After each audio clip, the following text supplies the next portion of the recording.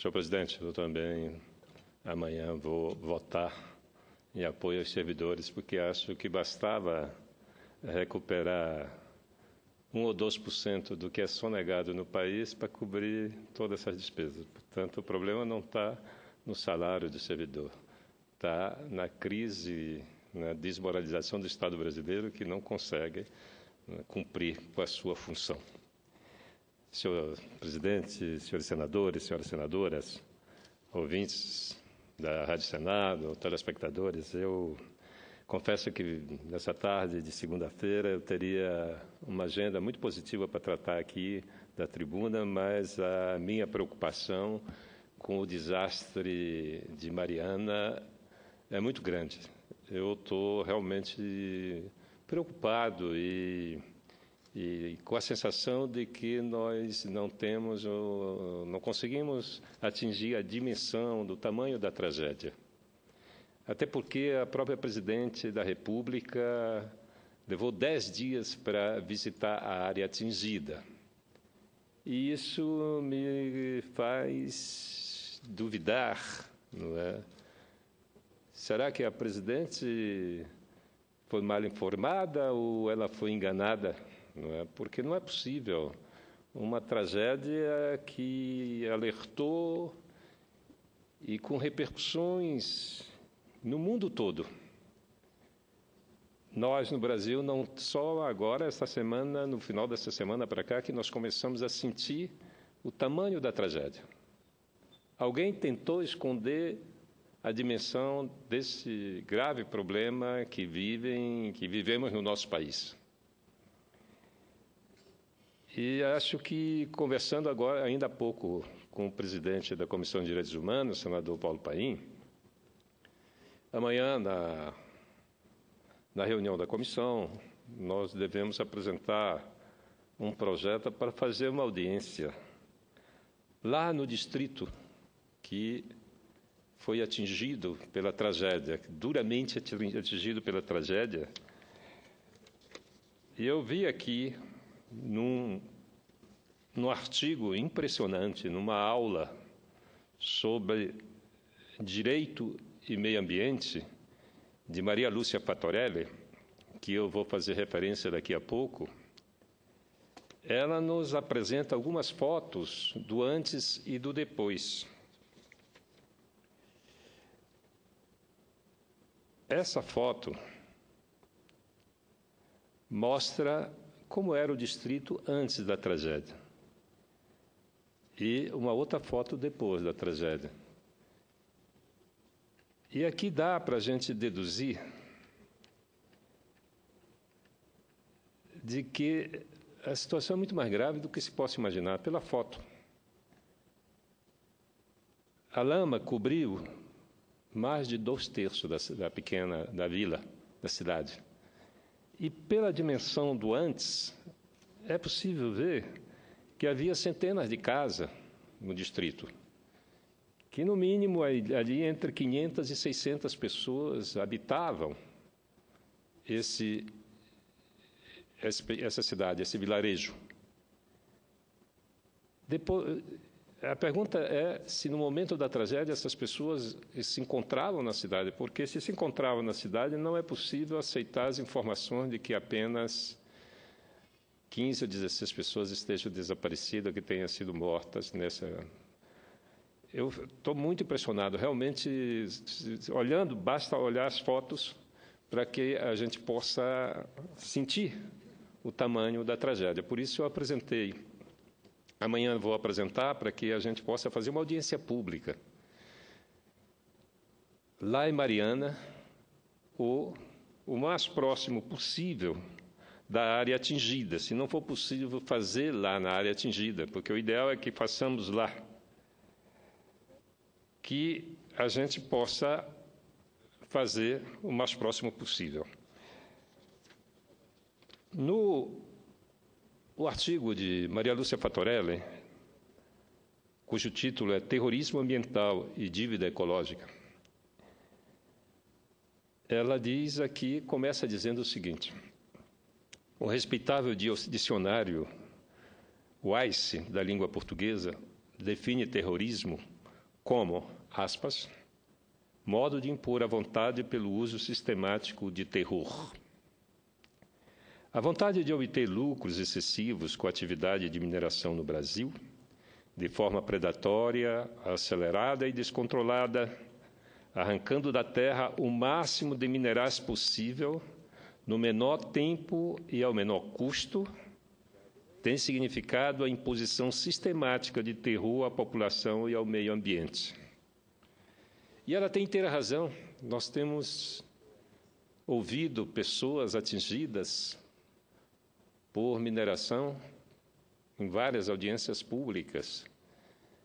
E o que elas refletem nessas audiências públicas mostra exatamente de que esses direitos delas são absurdamente desrespeitados.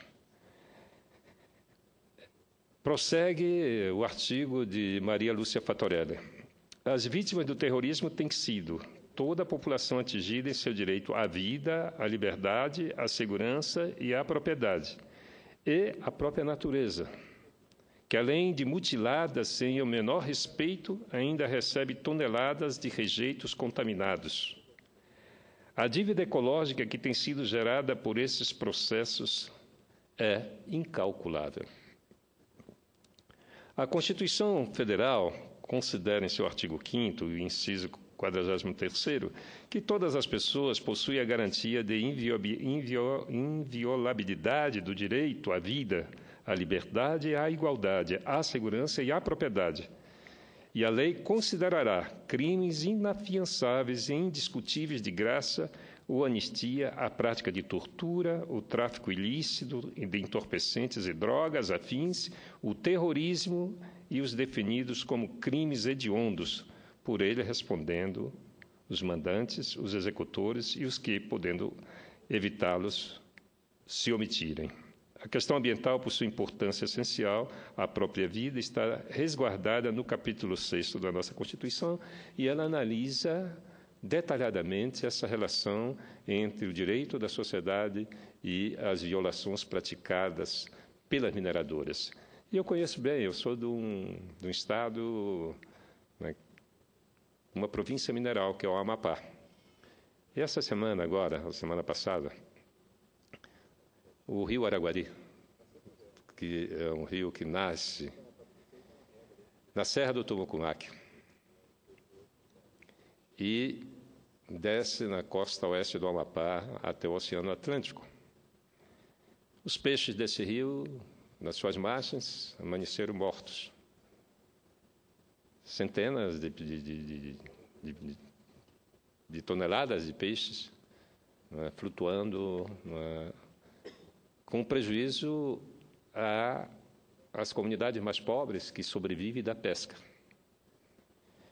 Em função de que ali se construiu 2 barragens e caminha para a terceira. Essa insanidade já fez com que desaparecesse a foz do rio. Não existe mais a foz do rio Araguari. Até porque é normal. A pressão da água reduziu muito nos últimos anos e a foz assoreou e virou uma praia, um continente, cercou a água do rio e a água, então, procurou outras saídas. Então, nós temos o Brasil é uma das maiores concentrações de riquezas ambientais, de biodiversidade, mas nós brasileiros estamos destruindo isso e o Estado brasileiro é o responsável por essa enorme destruição. E a mineração, senhor presidente, é uma atividade fora de qualquer controle. Não há controle. Tanto não há controle que nós estamos diante de uma tragédia que nós, até agora, não temos clara o tamanho do impacto, não sabemos nem mesmo a quantidade de pessoas mortas. E essa é a minha preocupação. Se a presidente da República só visitou a área 10 dias depois, é porque nós todos estamos sendo mal informados. Então, mais do que nunca, é preciso que essa casa, o Senado, que tem, ao longo desses últimos tempos, buscado colocar-se ao lado não é, da sociedade, das aspirações mais legítimas do povo brasileiro, que nós nos desloquemos até Mariana, até mais próximo do local da tragédia, para ouvir as pessoas que foram atingidas por essa tragédia. E, senhor presidente, outra coisa que me deixa mais preocupado ainda, que a Vale do Rio Doce é sócia em 50% da Samarco.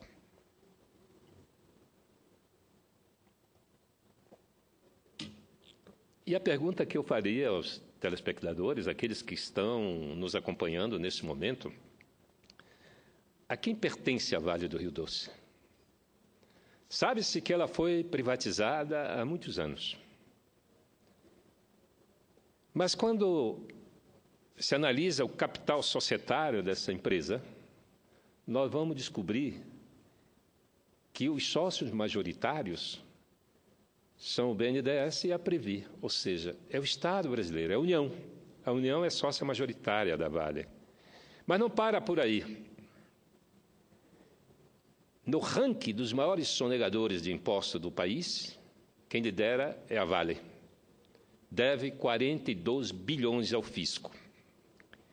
Com esses dados, eu tive a curiosidade de saber qual seria o valor de mercado da empresa.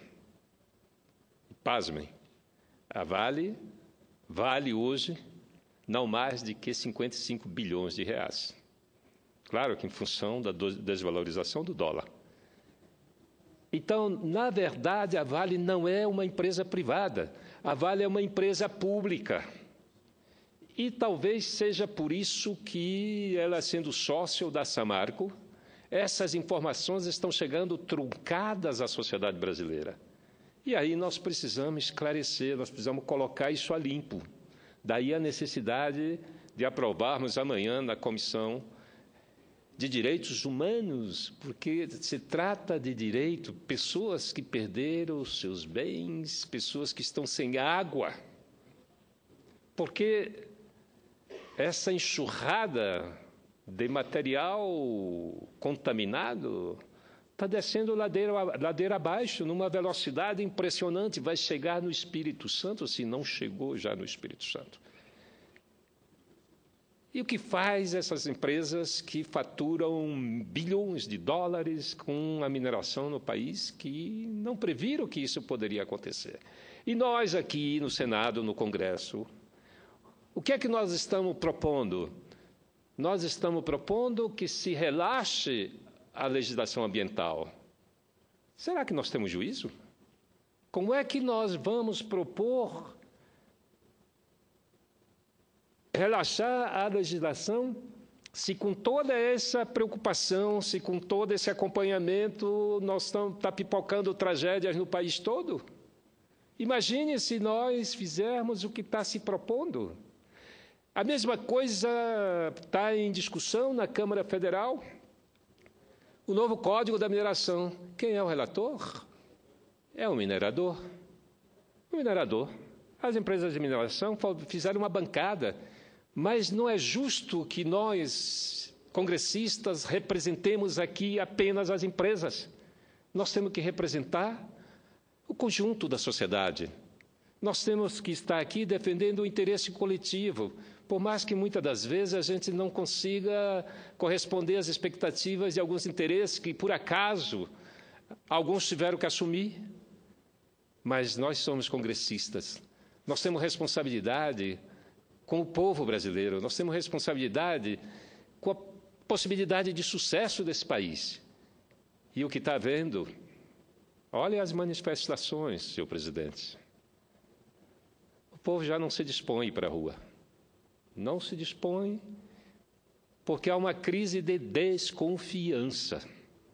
A crise não é apenas política, econômica, ética, ambiental, que essa crise é permanente. Porque como é que nós vamos? Esses impactos produzidos por essa tragédia são irreversíveis. O Rio Doce está morto. Toda a fauna desapareceu. Como é que nós vamos recuperar isso? Então, essa é a minha grande preocupação de hoje, senhor presidente. Eu confesso que estou chocado, não é? Porque as redes sociais, é claro que você não pode acreditar em tudo que circula nas redes sociais, mas tem informações que nos colocam em dúvidas, né? As fotos apresentadas pelos satélites e pelo Google, elas não podem ter sido inventadas. Aqui está a cidade inteira. Depois da tragédia, tem 1/3 da cidade. Então, se poderia deduzir, porque não tinha nenhuma vigilância para alertar a comunidade em caso de acidente. Então, essa comunidade devia estar na cidade. E é possível, sim, que uma parte dela tenha desaparecido, esteja nos escombros da lama provocada pelo rompimento da barragem de São Marco. E barragem tem no Brasil todo, tem no Amapá, tem no meu estado, tem, me imagino, em todo. E a mineração, quando a gente vê ainda aquelas imagens de Serra Pelada, a gente imaginava que aquelas imagens eram de um determinado momento da sociedade brasileira. Mas as imagens do rompimento da barragem da São Marco se assemelha às imagens de Serra Pelada. A mineração não tem freio no país. E nós precisamos alertar os congressistas que nós não podemos mais agir com a irresponsabilidade que nós vimos agindo até então. Essa tragédia nós temos, senhor presidente, que ir lá. Se pudesse todo o Senado se deslocar para lá, para que nós tenhamos exatamente saber, nós tenhamos a dimensão do que de fato aconteceu, porque de longe é muito difícil deduzir até pelas informações que nos chegam. Para você ter uma ideia, antes do ataque abominável, da insanidade praticada contra o povo francês, em Paris, a repercussão sobre a tragédia de Mariana era enorme na França, enorme. A Torre Eiffel foi iluminada de verde e amarelo, em solidariedade aos nossos mortos. E é justo que a gente preste solidariedade, até porque o terrorismo é inaceitável. Agora, é fundamental que a gente entenda o que está acontecendo no nosso país. Não basta discutirmos e tomar uma posição de um lado ou de outro em relação à conjuntura e ao governo que está presente. Nós temos que ir mais fundo no nosso debate. Eu acho que todos os governos que passaram por esse país têm uma dose de responsabilidade pelo caso de Mariana e pela tragédia e pela crise que nós estamos vivendo hoje no país. Era isso, senhor presidente. Muito obrigado. Lamento profundamente e estou angustiado com o que nós estamos vivendo.